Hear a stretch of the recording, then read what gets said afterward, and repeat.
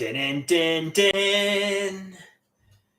Greetings and salutations, guys. I am live and I'm ready to perform for all of you. How art thou? How art thou, man?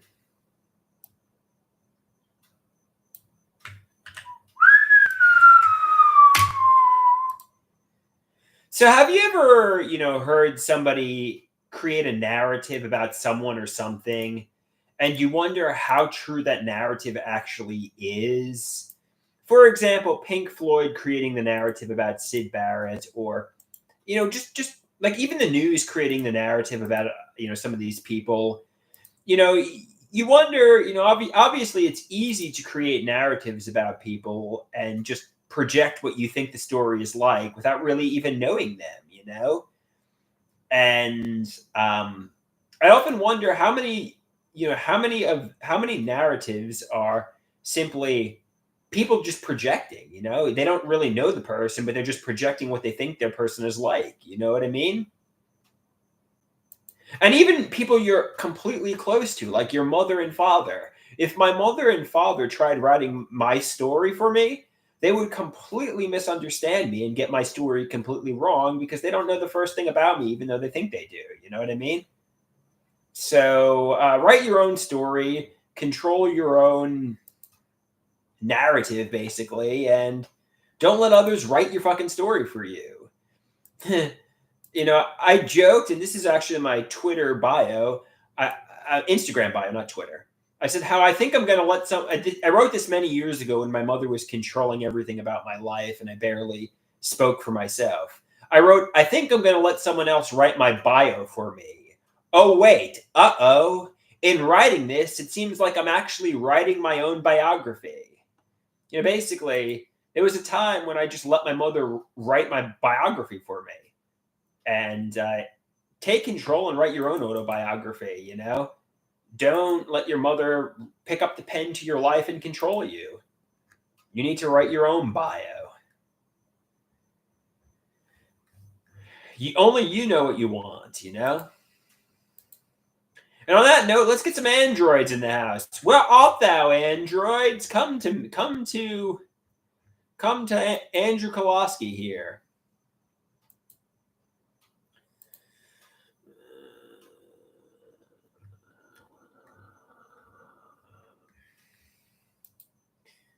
We got 0 androids. That's a pretty low number. We usually get at least one person joining within a matter of 2 minutes, but not tonight. Not tonight. It's not so tonight. It's not the case tonight. I guess a lot of people are out for Saturday. So some people asked me, how is bowling? How did bowling go? And the answer to the question is, what did I score? To be honest with you, I'm not really sure. I think I scored 77 or 78. Which I didn't break 100, but I beat some people. So I bowled 78 in bowling. Another person said, I feel like we would be good friends in real life. And I said to Horn Dog, probably not. I'm not good friends with anyone in real life. And he said, I understand. Nothing personal, Horn Dog, but you think we'd be good friends in real life, but we probably wouldn't be. I mean, I'm not sure. I'm not like it's nothing against you. It's just that I'm not friends with anyone really, and the people I are just so. So Horn Dog. So I made a video earlier, and rather than use the fascist dictator we all know and I guess loathe. I don't want to say know and love. I mean, who the fuck loves this guy? He was probably the worst person in history. But the fascist dictator we all know and loathe. Instead of using him, I used the term Gunther. And somebody says the usual code word for the man you are talking about is the Austrian painter.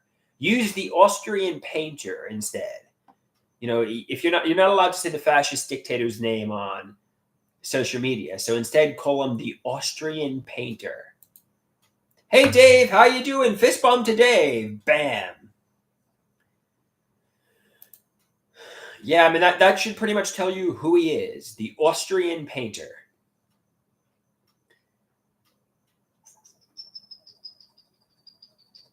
Horn Dog is calling me the little sailor boy. What does that mean? Why are you calling me the little sailor boy? Um, but I appreciate that.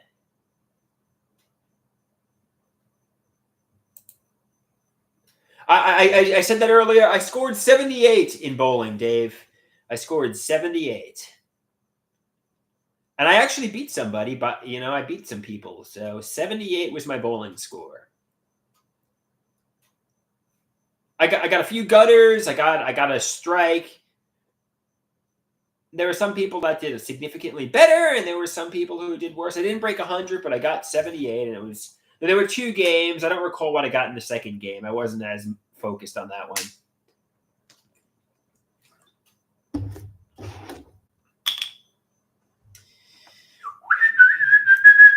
It was fun. It was a fun day out of the house. I got some mozzarella sticks, and it was a fun day out of the house.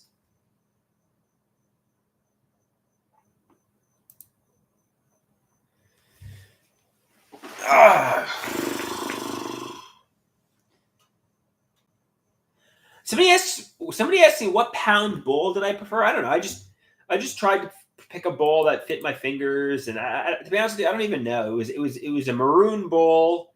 It fit my fingers, and it seemed pretty good. So.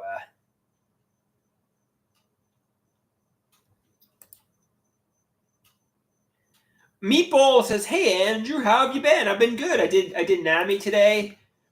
I did bowling, and it's getting better.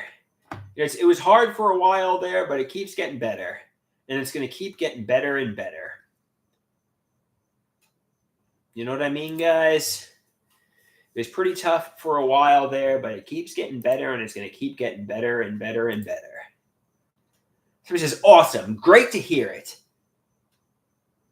Somebody asked me, "How big are my fingers?" All right, I'll wrap my fingers around a water bottle and see. So this is a water bottle, and this is my hand. Does that illustrate it? Somebody wants to know how big my fingers are. So this is a water bottle, and this is my hand. It's a typical 16.9 fluid ounce water bottle, and I don't know if that illustrates how big my hands are, or maybe it doesn't. Somebody says we need a banana for it to scale. All right. You want me to show you how big my hands are on a banana? Okay, look. This is a banana, and this is my hand. So if you want to see how big my fingers are, there you go.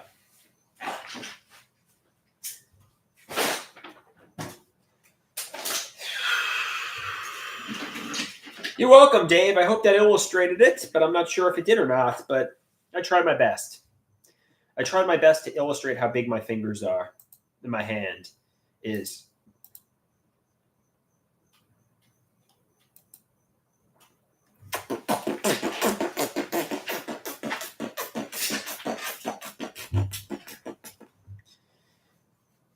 Yeah, I mean, after all, I'm 6'6" and 273 pounds. I mean, my hands are gigantic, right?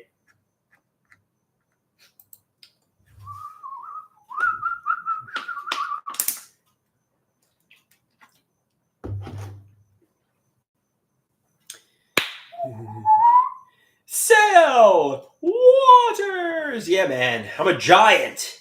I'm a giant.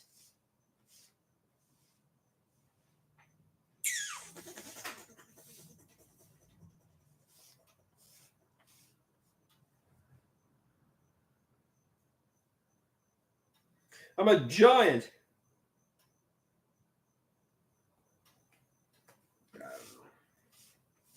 Hey, Zen Zen, how art thou? We got Zen Zen in the house. Double Z. Double Z.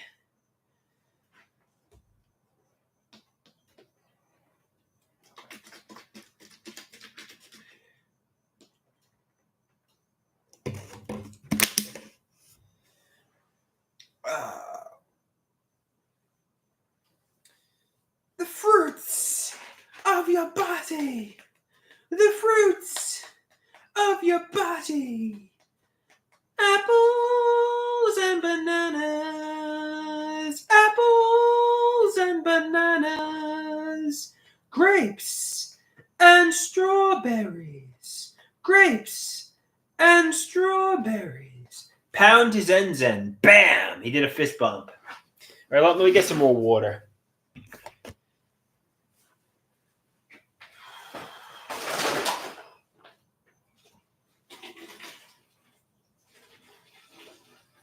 Start firing away questions, guys. Start firing away questions.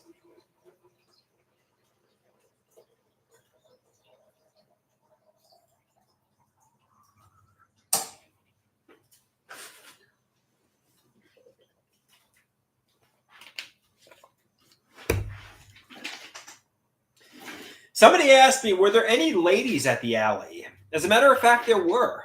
And I socialized with some of them. Obviously, when it comes to women, I have a tendency to go comatose, put on a blank expression, and hide within myself. Especially when ladies I'm attracted to. So I have to try my best to try to behave naturally like myself around ladies I'm attracted to. I know this is something I should have worked out when I entered college and gotten over this like 20 years ago. However, I never really socialized with women. So at 37 years old, I freeze up and turn into like a ghost. What are we going to start passing notes to one another? You know what I mean? I'm like 37 years old. I mean, that's what you do in high school, pass notes because you're too anxious to talk to a woman. But I mean, I guess some women might find it cute. I don't know. What am I going to start passing notes to the woman? I really, really like you. Here's a piece of gum. You know, it's like, come on, you're beyond that, man.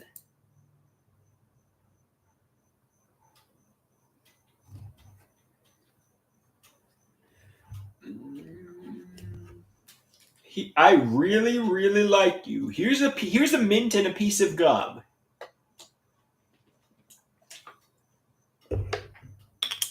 Yeah, I mean, you don't do that. That's what you do in high school, man. So be a man and take off the comatose mask, take off the anxiety mask, and talk to these women like you're a 37-year-old man.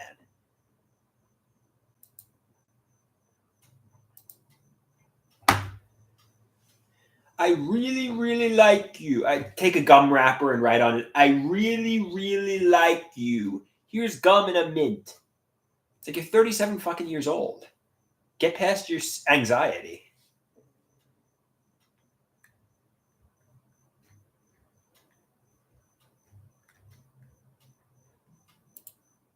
Somebody says, that's cute. It's cute for high school. For 37 years old, you got to be a man. You got to say, you know what? Oh, you got to be a man. You got to be a smooth talker. You got to be, you got to be charming and smooth and try to. Basically, that's really what it has to be. You have to be a charming and smooth talker. You have to, try to win people over with your personality. So this is be more like Sel Waters. Be like Andrew Koloski. Don't put on the anxiety mask and talk to these women like you actually are, because you're a likable person, as they know. You're a likable person.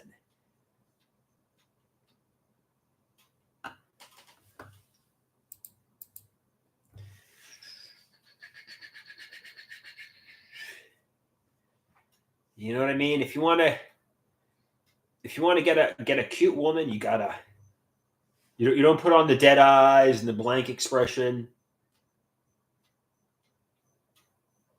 Instead, you let your face melt, you let your face de-thaw, and you behave like a man.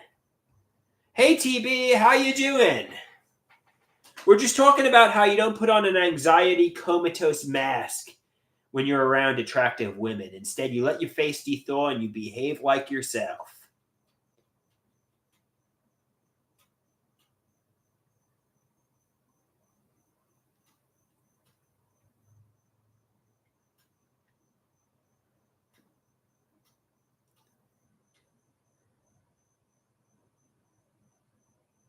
Somebody says women are hardworking. They can smell anything off. Yeah. I mean, basically, just I basically get bad anxiety. I get overwhelmed and I shut down, and I put on dead eyes and a blank expression, and I try to hide in plain sight. But really, what that does is it gives women the ick. You got to behave charming and like yourself, and just keep practicing my social skills. When it comes to anxiety, it's exposure therapy. The more you practice something, the better you're going to get at it. So you just keep trying to practice and you keep pushing yourself through the anxiety, and you'll get over it. Just keep practicing the social skills. I mean, and don't be so hard on myself. There's no blueprint to life. Some people, start socializing at 37. I mean, it's just, I should have done it 20 years ago, but better late than never. I guess I'm still alive and kicking, and I don't have a terminal life-threatening cancer diagnosis. So do it now. Do it now. And hey, you could take a Xanax before you go. The Xanax makes me really tired, but I'm prescribed to take Xanax as needed. Somebody says, "Did I socialize at college?" Not really. I mean, a little bit, but not really. Most of my life I've been in solitude. To be honest with you, in college, I was just kind of isolating and in my own Joanne Greenberg fantasy land, and I didn't socialize growing up. Basically, I descended into madness in a solitary daydream land. So that's unfortunate, but that's basically what happened. I entered my own little solitary fantasy world. But you know what? Do it now. Do it now. Come out of Joanne Greenberg fantasy land and start socializing with people now.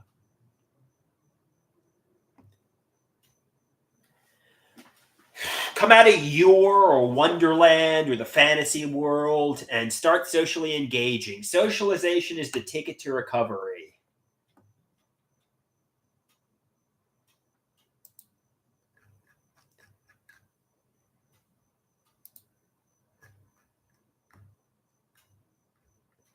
Do you know what's more effective than any Clozaril in mental health recovery? Do you know what's more effective than any antipsychotic or mood stabilizer? Socially engaging, developing interpersonal relationships, getting a romantic partner, getting financially independent. If you're going to sit in solitary confinement, of course you're going to need a mega regimen of psychiatric medications.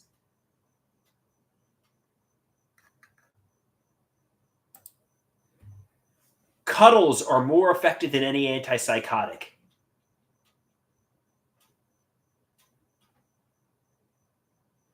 But you know what?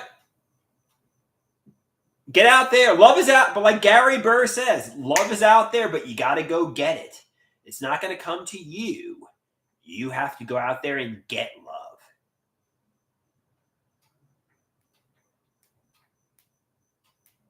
Yesterday is gone forever. We cannot change the past. And, unfortunately, the past is pretty bad. But I can start today to make a better tomorrow. You know what I mean? And I don't have a life-threatening terminal cancer diagnosis, though I think I'm going to get one very soon. I'm still alive and kicking.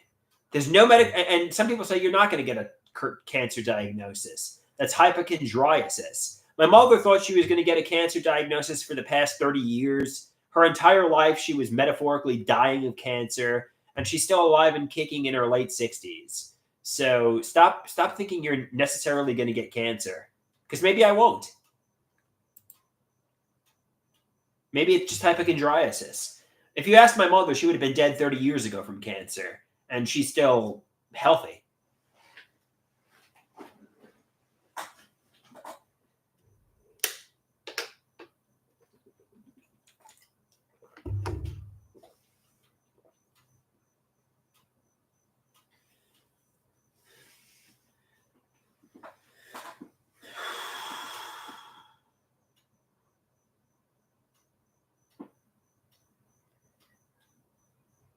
Oh no, it's true. My mother has been metaphorically dying for my whole life.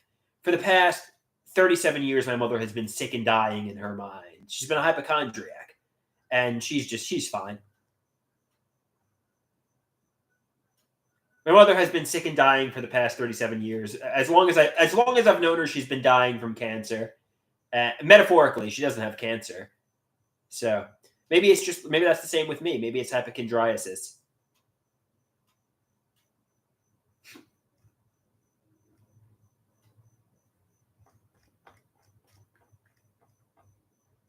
So there's no medical evidence that I have cancer at the moment. So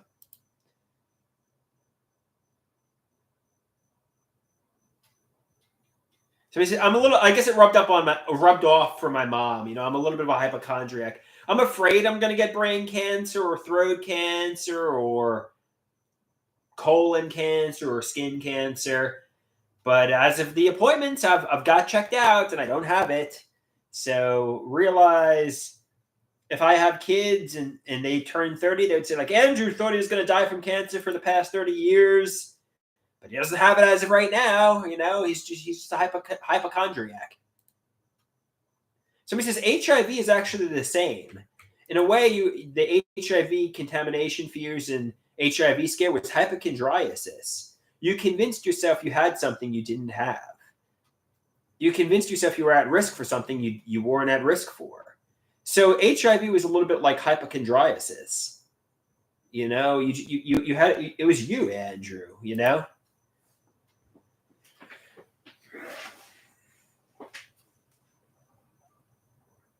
Unfortunately, I took PrEP, but it was a panic attack. It was OCD. It was hypochondriasis.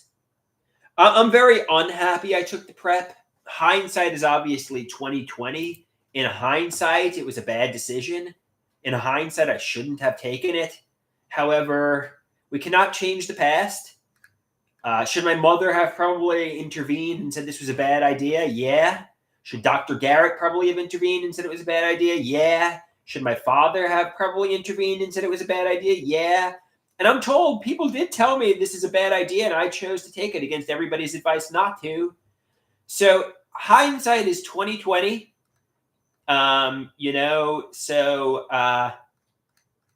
It is what it is. They say it was my choice. So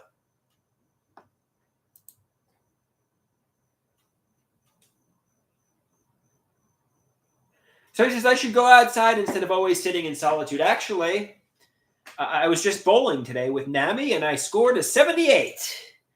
And I was not the worst bowler in the game. There was at least 3 or 4 people who did worse than me. So I didn't win the game though. So I actually had a pretty busy day, and then I went to the gym. So woo, 78, very good.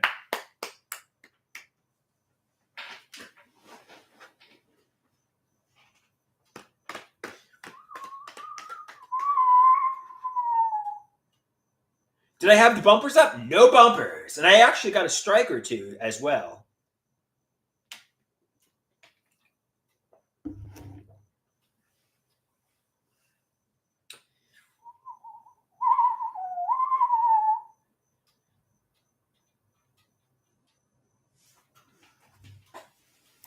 Yeah, I know I have a family member who's irrationally afraid of asbestos. If this person had an asbestos scare, he would have like a nervous breakdown over it. And I think that's I mean, he's like a hypochondriac when it comes to asbestos. So when it comes to me, I was like a hypochondriac when it came to HIV. And like if you got this guy, I mean, this guy would like freak like, and rabies is another thing this guy is a hypochondriac about. So if you got this guy, if you talk to this guy about asbestos or mesothelioma or rabies, you'd freak the fuck out of this guy. That was basically me, with HIV. I just had a nervous breakdown. Maybe not a nervous break. Yeah, maybe a nervous breakdown. Maybe I descended into maybe I did it to myself, but I really freaked out over HIV.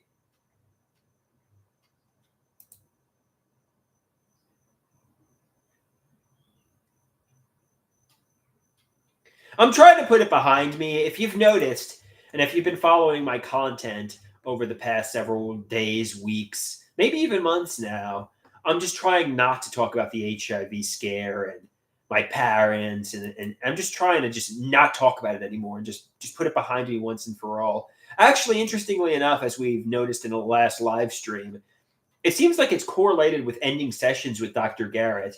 Though they say, is correlation causation, or is it just a coincidence? I don't know, but it does seem like since ending sessions with Dr. Garrett, I've really not talked about the HIV scare too much, although I did today.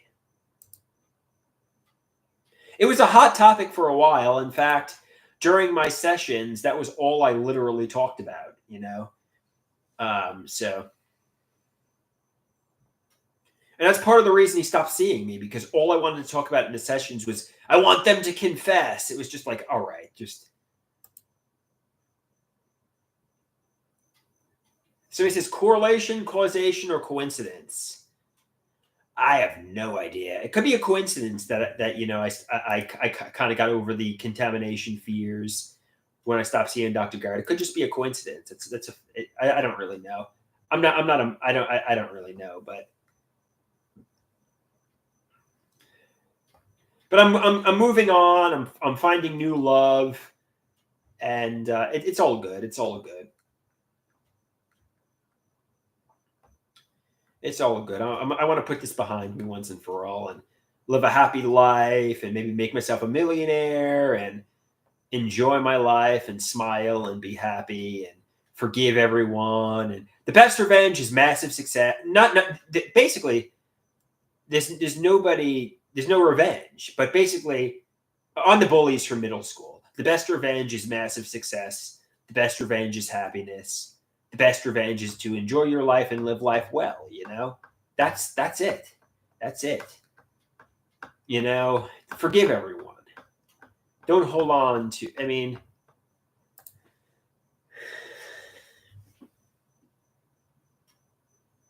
no, I'm really trying to put it behind me, and I've made a lot of progress in doing so.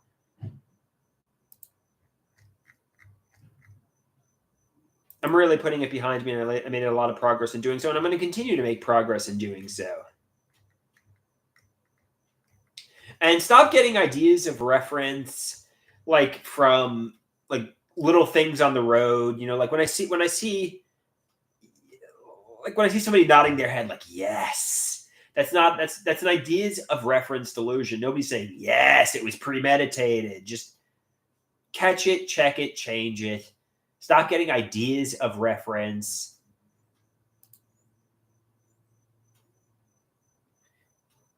I was severely bullied in middle school.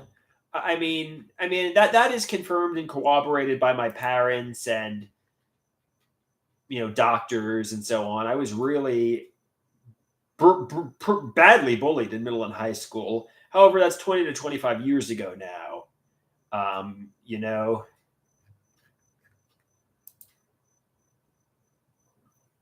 the bullies have probably evolved as people and aren't the persecutors they once were. The formative years were tough for me. I never really developed my social skills. I was always solitary. But it's a lifetime ago for me. I was really badly bullied. Yeah, school was torture for me. And my mother was trying to, get the school to stand up for me and such. I was really badly bullied. And there's no doubt. Everybody knows it. Everybody confirms and corroborates it. I was really badly bullied in my schooling years. And it is what it is, man. It is what it is.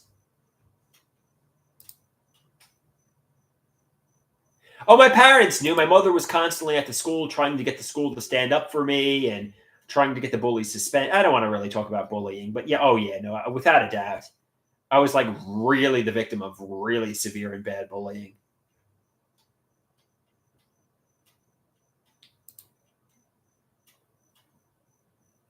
They tried to get me to join karate. They said they probably should have got me a boxing class and one punch to the face. I was an anxious kid. I was a timid kid. I didn't stick up for myself. I don't know. It is what it is, man. It is what it is. It's like I said. It's a lifetime ago. Just yeah.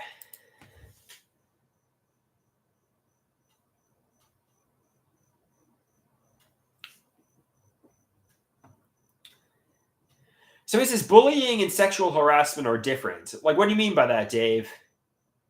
Let's not dwell on the past. What do you mean by that, Dave? I mean, I agree, but what do you mean by that?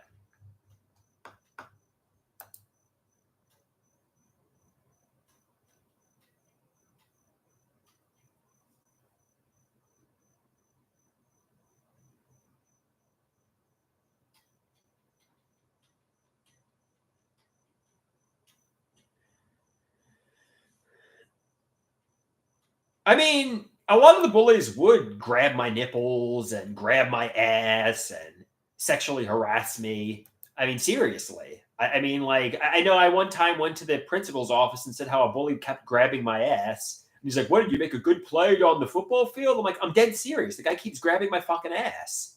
Or like they would grab my nipples, so I guess that is sexual harassment.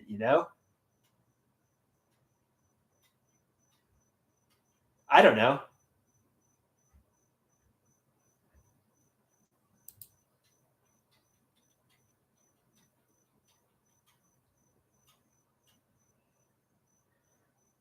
I mean, like I would get my ass and nipples grabbed. So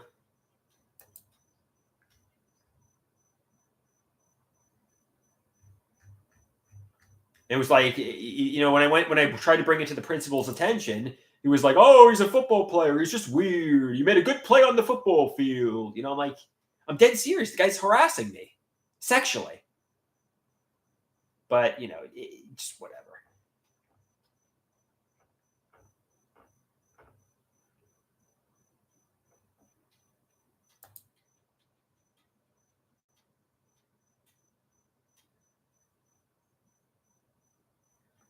Did I play football? No, I didn't play football. He was just doing it in the cafeteria.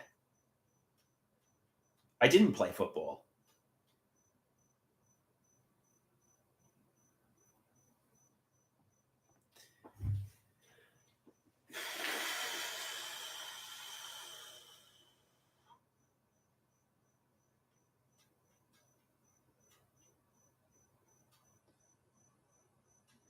There's somebody, the principal saying you made a nice play on the football field. I guess the guy who was sexually harassing me was a football player, and he was trying to say how it wasn't a big deal and how you should just suck it up. That's basically the point of what the principal was saying. I should just suck up the fact that the guy was grabbing my ass. Because he was doing it. It was a term of endearment. That was basically what was going on. He was saying just basically the principal by saying you made a good play at football was just saying just suck it up.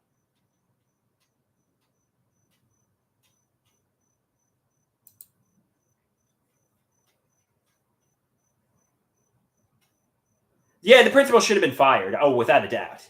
I mean, and they didn't even take it seriously. Really, they said there were stronger kids, there are weaker kids, and the weaker kids need to get stronger. They were blaming me, the victim of bullying.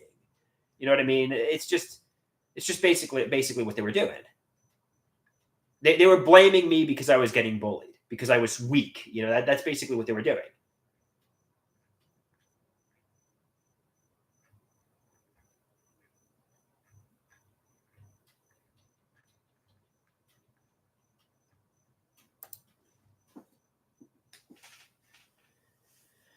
But whatever.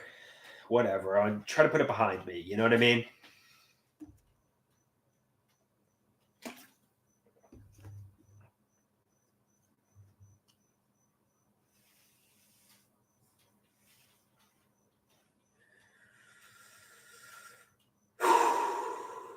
They say some people are born, but whatever. I mean, there are some people that are born. I know psychopaths are born that way. I don't know. Just whatever. Just fucking put it behind me. Just fucking put it behind me. It's. I mean, well, let's change the topic to something a little bit more fun. We could change the topic to something a little bit more enjoyable.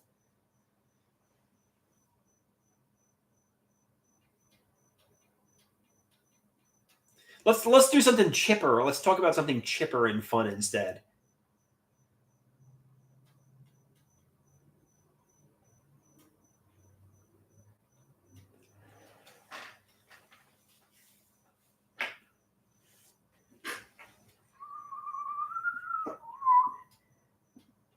Any plans for the rest of the weekend? I'll reach out to my buddy from maybe that's him. Maybe that's him. But I'll reach out to my buddy and I'll try to. Somebody says, if I visit another planet, what planet would I visit? Well, I want to make sure the planet's habitable by human beings, because if I go to a planet and there's no oxygen and I die, well, I don't want to be stuck in outer space. That would be like a horrifying death. It'd be a little bit like those people who die of cave diving. You know what I mean? You fall down a cave and you're trapped and you're isolated. That'd be a spooky way to die.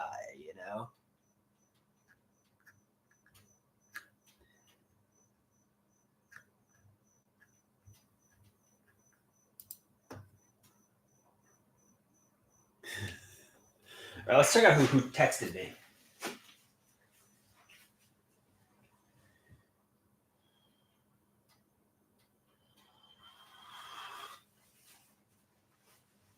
All right, it was my father. He just wants to know what time I would take my medication. I mean, just leave me the fuck alone. I mean, why do they want to watch me take my medication so much?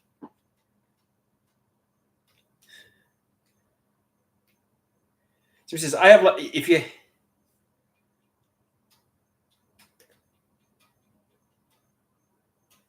Somebody says, I would like to take a holiday in somebody else's mind, maybe like Justin Bieber. Why would you want to be Justin Bieber? I mean, I would much rather be me than Justin. I would rather have Justin Bieber. I want to have Justin Bieber's money, but I would much rather be me than Justin Bieber. I'm a lot more suave and cool than fucking Justin Bieber, man. I would much rather be me than him. Do I want his money? Absolutely, man.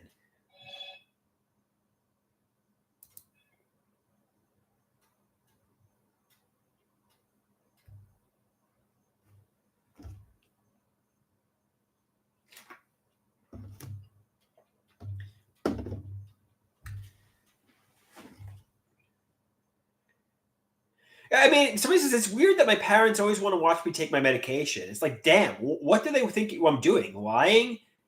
I mean, I was lying for months and I was off my medication, so they want to make sure I'm taking it. They say, well, I'm living at this house, I have to take my medication. So they just want to watch me take my fucking medication. I don't know. And to be perfectly honest with you, I probably would stop it if they stopped watching me take it, because I don't want to take it. They're basically, I'm being forced to take my medication by my parents. Let's call a spade here.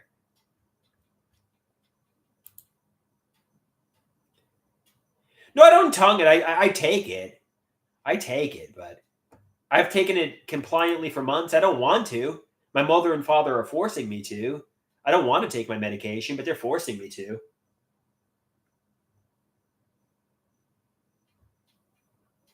Well, let's just call my father and take it and get it over with. Let's do it on the live stream. Somebody says, your parents care about me. They want me to. Some people say I need the medication. So, Deborah asks, do you recall yourself off medication? It was pretty scary. You were slamming things. You were aggressive. You were pretty scary off your psychiatric medications. So be glad your parents are forcing you to take it. Yeah, let's call my father now. I'm going to take it with him over Signal, or if anybody doesn't know what Signal is, like Zoom, like video chat. I'll do it on the live stream too. I'll show everybody me taking it, and I'll prove beyond a shadow of a doubt I took the fucking Abilify tonight. No, I'm not happy to be taking the medication. In fact, it pisses me off. It really pisses me off to take the medication, and it pisses me off my father It pisses me off my father watching me take the medication. He's like, put it in your mouth. Now swallow the pill. He's like, good. He's like, fuck you. Stop watching me take this fucking medication. I don't want to take it. It's almost like he gets off watching me take my medication.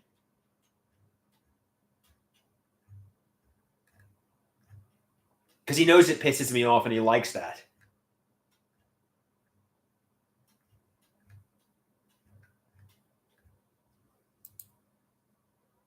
So basically, he doesn't really get off, but he pisses me off taking my medication. I get angry taking the medication. But I'll call him now and take it.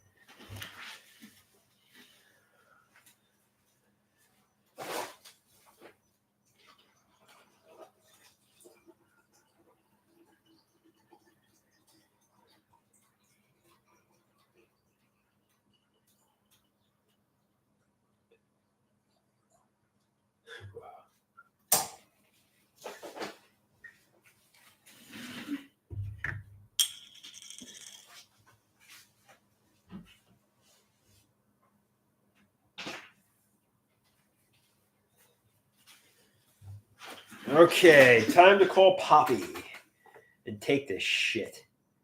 Take this chemically lobotomizing, mind-numbing garbage. That's unnecessary, by the way.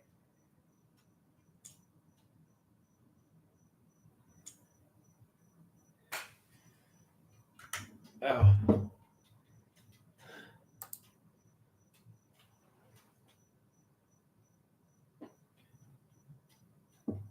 Hey, how you doing? I'm live. I'm taking it on YouTube too. So you want to watch me take the Abilify?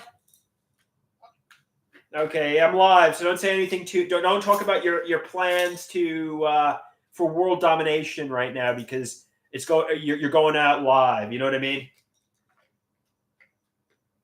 It's a joke. Ha ha ha ha. I'm doing comedy. Okay. You can talk about your plans for world domination. I'm only joking. Okay, here we go. So look, I'm taking the Abilify. I'm putting it in my mouth.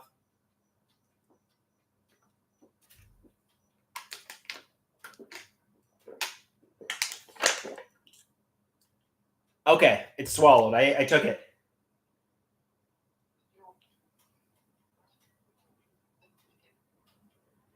Yeah, for some reason you're breaking up, but I took the medication. All good. I'll talk to you tomorrow. I can't talk to you right now. You're breaking up. You're coming in all distorted. I can't hear you. I can't hear you. So we'll talk soon. No, not right now. Not right now. I'll call you back in a half hour. Okay, bye.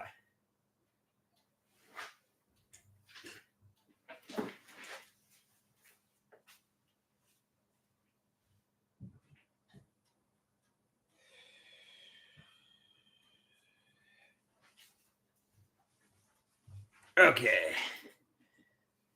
All right. So you saw me take my Abilify.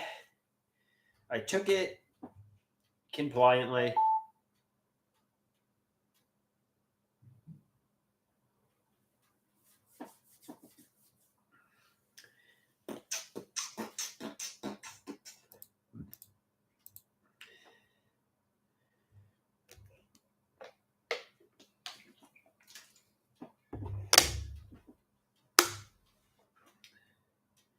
Do I feel it yet? I don't know. Not really. They want to up my dose. They want me to be on 15 milligrams and a mood stabilizer, and they want me on more medication. I don't want to be on anything, to be honest with you. I'm on 10 milligrams of Abilify at the moment.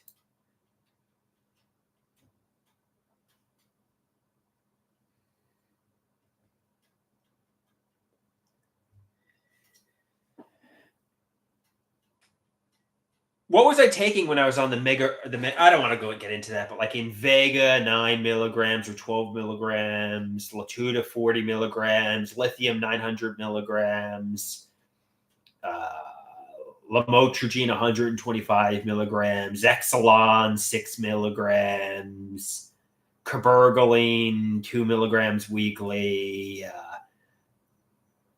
levothyroxine 70. I was taking like the whole fucking pharmacy for 10 years. I didn't want to. It was my mother who wanted me to, but just I've had enough. I finally put my foot down and I'm like, enough is enough. This is going to give me cancer. I know the psychopharmacologist says, oh, no, no, no. Those medications turn off T cell surveillance. They prevent cancer. When the body is inflamed and manic, that's what causes cancer. Like, it seems unnatural. It seems like these medications are going to give me fucking cancer. Like, what the fuck is this shit? I don't even want to take it. It's my mother who wants me to take it. So,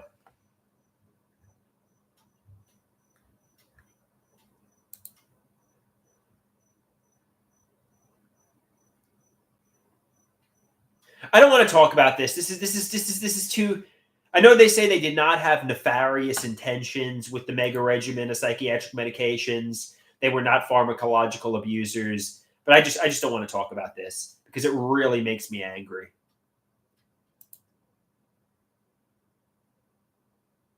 I think somebody should have put their foot down and said I was over medicated. And it was me. It was me 10 years later who finally put his foot down and said enough of this shit.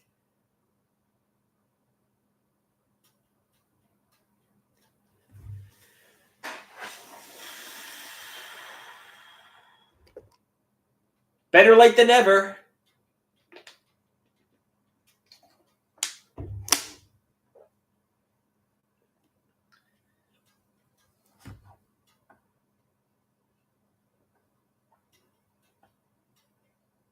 So I took like the whole pharmacy for 10 years, but on that note, I'm not anymore.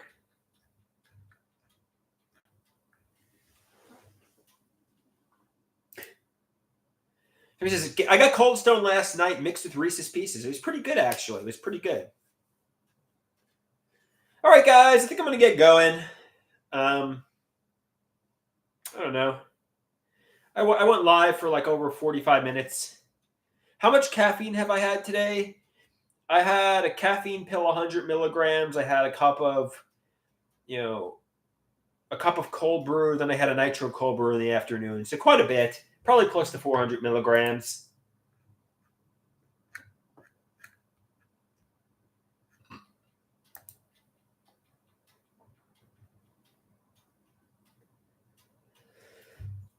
Probably too much coffee, but what are you going to do? I don't have a romantic partner. Coffee is the source of my pleasure. You know what I mean? I know Dr. Garrett said many, many months ago when I was still seeing him, he's like, they want you to stop coffee, but like realistically, like you're not having sex. What is the source of your fun? The source of your fun is the fucking coffee. That's your pleasure. Your pleasure is the fucking coffee. So they should fucking lighten up and let you have your fucking coffee. You're not having sex. Where's your pleasure? And it's the coffee. I'm having sex with coffee.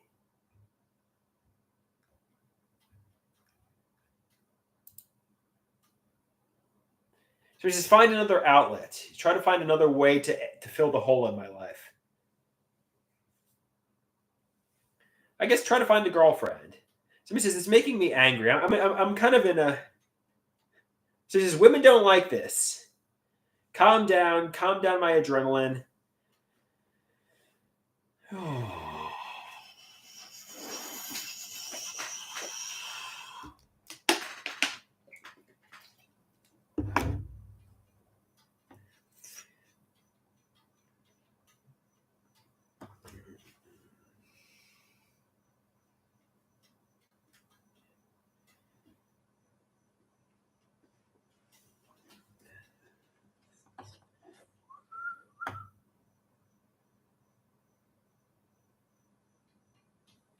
Somebody says women only like men who provide, not ones who are angry in their life.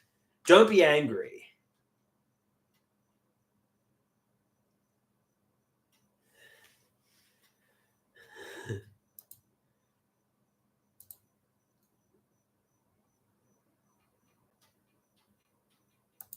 So he says women would only laugh at my pain. Women do not like angry men, period. Am I looking for? All right, guys. I'm like a sweetheart. I'm like an angelic little bunny. So, am I looking forward to the improv class? Oh yeah, I am. As a matter of fact, I'm very much looking forward to the improv class. Let me take the prostate pill too.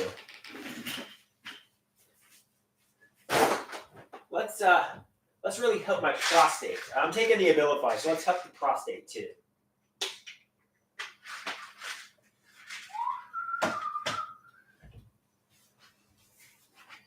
Prostate PQ.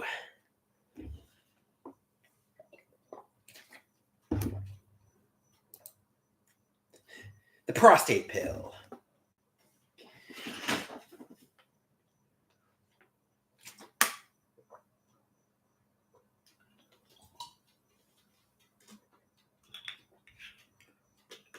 It's actually a vitamin.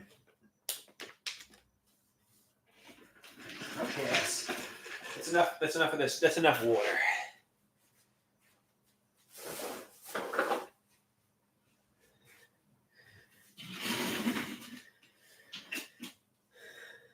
I think it reduces the prostate size.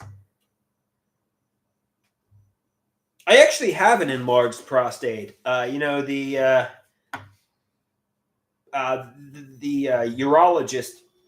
obviously when he did the finger up the and he checked my prostate for cancer, he said, you actually have an enlarged prostate. And I actually had prostatitis too, which he prescribed, I think it was called doxycycline for. So I actually have an enlarged prostate. So we're reducing the size here. Franco says, cool. That's information he always wanted to know. He always wanted to know about my prostate size. I don't know. I was just. He's a fine doctor. He's a fine urologist. I'm just making a joke. I was just making a joke.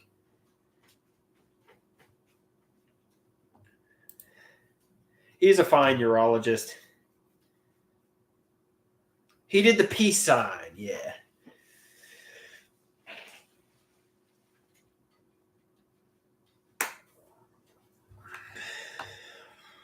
All right, guys. I think I'm going to get going. Adios, amigos and amigas. Peace out.